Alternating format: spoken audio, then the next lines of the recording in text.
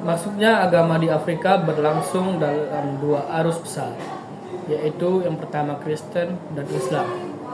Keduanya memberikan pengaruh besar terhadap sejarah, budaya, dan kehidupan sosial masyarakat di benua tersebut. Yang pertama, perkembangan Kristen di Afrika. Agama Kristen mulai masuk sejak abad pertama Masehi melalui Afrika Utara, khususnya di Mesir, yang menjadi pusat penyebaran awal agama Kristen. Kota Alexandria menjadi tempat berdirinya gereja Koptik, salah satu gereja tertua di dunia yang masih bertahan hingga kini. Tokoh penting seperti Santo Agustinus dari Hippo berasal dari wilayah ini dan berperan besar dalam pembentukan teologi Kristen Barat.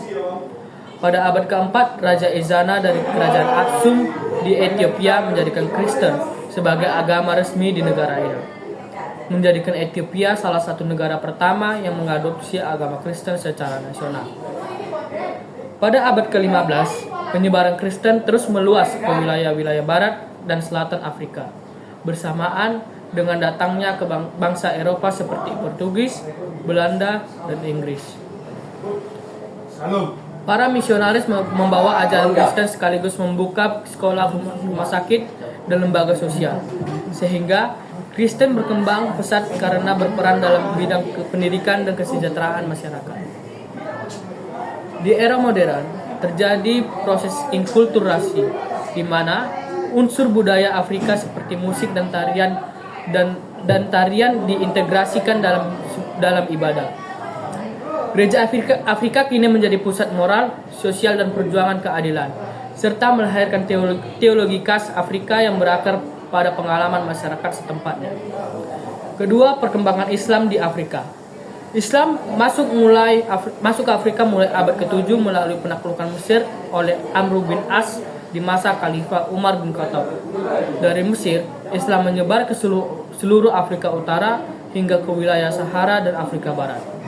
Penyebaran ini terjadi melalui 3 jalur utama: penaklukan militer, perdagangan, dan dakwah.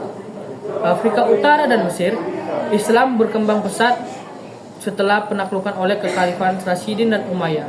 Proses Arabisasi dan Islamisasi membentuk identitas baru masyarakat Mesir dan Afrika Utara. Wilayah ini menjadi pusat peradaban Islam yang sangat penting, menghubungkan dunia timur dan barat melalui ilmu pengetahuan, perdagangan, dan budaya. Di Afrika Barat, Islam masuk melalui jalur perdagangan Trans-Sahara sejak abad ke-8, dibawa oleh pedagang-pedagang dan berbagai suku. Proses Islamisasi berlangsung dalam 3 fase: penahanan atau penerimaan terbatas oleh penguasa lokal, pembauran atau percampuran Islam dengan budaya lokal dan Sufisme, dan juga reformasi atau pemurnian ajaran Islam. Puncaknya terjadi pada masa kerajaan Mali di bawah Mansa Musa, yang menjadikan Islam sebagai kekuatan politik, ekonomi, dan intelektual utama. Kota-kota seperti Timbuktu, Jene, dan Jene menjadi pusat pendidikan Islam yang berpengaruh sangat besar. Di Afrika Timur sendiri, Islam menyebar melalui jalur perdagangan laut di Samudra Hindia sejak abad ke-8. Pedagang-pedagang Arab dan Persia menjalin hubungan dengan masyarakat lokal di wilayah ini seperti Somalia, Kenya, dan Tanzania. Dari interaksi inilah lahir budaya Swahili, perpaduan antara budaya Arab dan Afrika. Kota Zanzibar dan Mombasa menjadi pusat penyebaran Islam dan juga perdagangan. Di Afrika Selatan, Islam berkembang sejak abad ke-17, dibawa oleh budak dan pekerja Muslim dari Asia Selatan dan Indonesia yang dibawa oleh kolonial Belanda.